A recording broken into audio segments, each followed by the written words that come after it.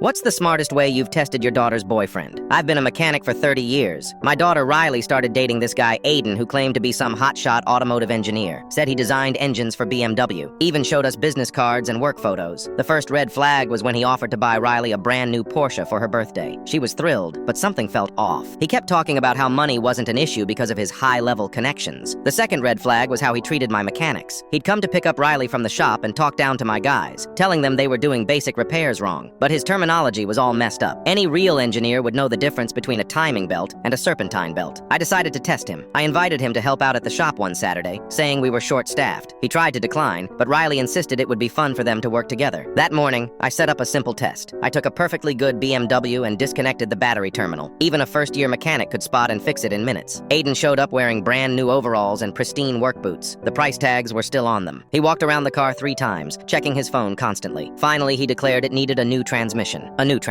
for a disconnected battery. I asked him to explain his diagnosis. He stumbled through some Wikipedia-level explanation about transmission fluid dynamics that made no sense. My senior mechanic had to walk away to keep from laughing, but I wasn't done. I reconnected the battery when he wasn't looking and asked him to start troubleshooting a different problem. He spent an hour taking random parts off, making the actual engine worse. By lunch, he'd caused about $2,000 in damage. My guys were placing bets on what he'd break next. That's when Riley showed up to surprise us with lunch. Aiden tried to save face. He pointed to all the parts he'd removed and started explaining how he'd discovered major issues that we'd missed. According to him, the car needed $15,000 in repairs. I let him dig his hole deeper. He even pulled up AutoZone prices on his phone to show Riley how much he was saving us by finding these problems. She was impressed, telling me how lucky we were to have his expertise. That's when I made my move. I asked him to show Riley the transmission problem he'd diagnosed earlier. He confidently popped the hood, pointing to random parts. See this here? Classic transmission failure. That's the air filter, I said quietly. The color drained from his face. I walked around the car, pointing out every single thing he'd done wrong. Riley's expression changed from confusion to anger as she realized her boyfriend had been lying. You work for BMW? I asked. What's your employee number? He mumbled something about confidentiality agreements. Because I called BMW's engineering department yesterday, I continued. They've never heard of you. The business card you showed us? The number goes to a pizza place in Ohio. Riley was crying now. Turned out Aiden was actually a bank teller who lived with his parents. The photos on his phone were stolen from real engineers' LinkedIn profiles. He'd been planning to scam Riley into buying that Porsche with her money, not his. He tried to explain, but Riley told him to leave. As he walked out, my senior mechanic called out, "Hey, you forgot to replace the headlight fluid." The next day, we got a call from his mother asking if we could return his new overalls. Said they'd cost him a whole paycheck. I told her they were covered in transmission fluid and couldn't be returned. There wasn't any transmission fluid on them, of course, but lying runs in families, I guess. Riley was embarrassed at first, but later thanked me for exposing him. She's dating one of my junior mechanics now. He's not perfect, but at least he knows the difference between a timing belt and his own belt.